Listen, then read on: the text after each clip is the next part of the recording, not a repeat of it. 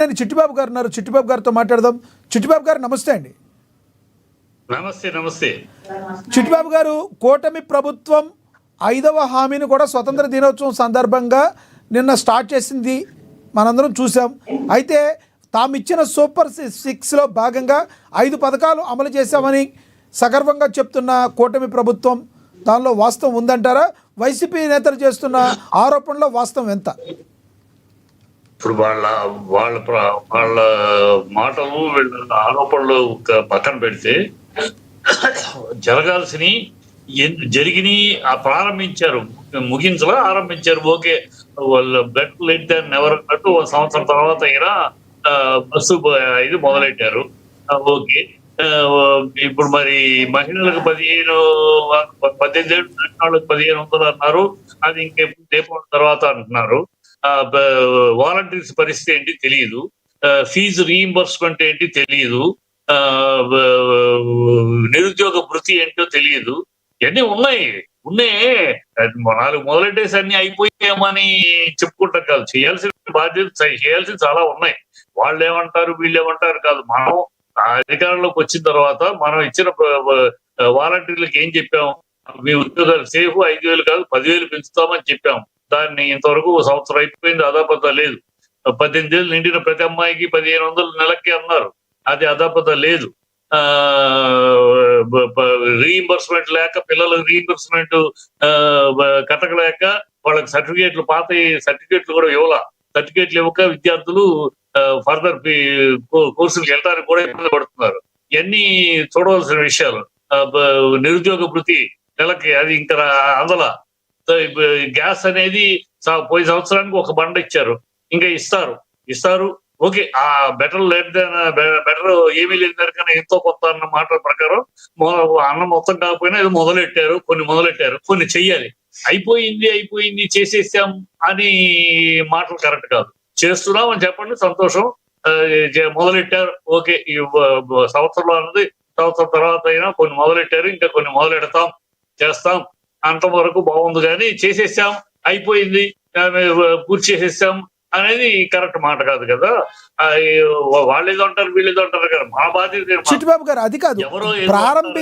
ప్రారంభించామని కూటమి ప్రభుత్వం చెప్తుంటే, చిట్టిబాబు గారు ప్రారంభించామని కూటమి ప్రభుత్వం చెప్తుంటే సూపర్ 6 అమలు చెయ్యలేదని వైసీపీ మాటల్లో ఆరోపణలో వాస్తవం ఉందా?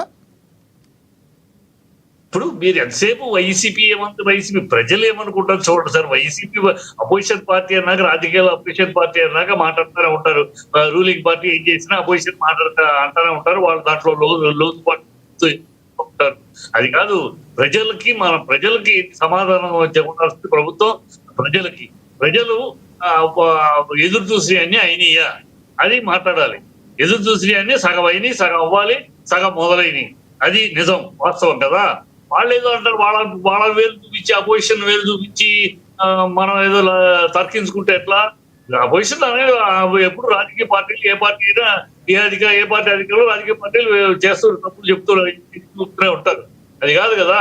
ఇప్పుడు మనం చేయాల్సింది, మనం చెప్పిందే కదా వాలంటీర్స్ విషయం చేసామా, మనం చెప్పిందే కదా రీయింబర్స్మెంట్, ఫీజు రీయింబర్స్మెంట్ యూత్ కి చేసామా, మనం చెప్పిందే కదా నిరుద్యోగ భృతి చేసామా, మనం చెప్పిందే కదా సంవత్సరానికి నెలకు 3 సిలిండర్లు అని, సంవత్సరానికి 3 సిలిండర్ అని ఒకటే కదా పోయి తెస్తున్నాం.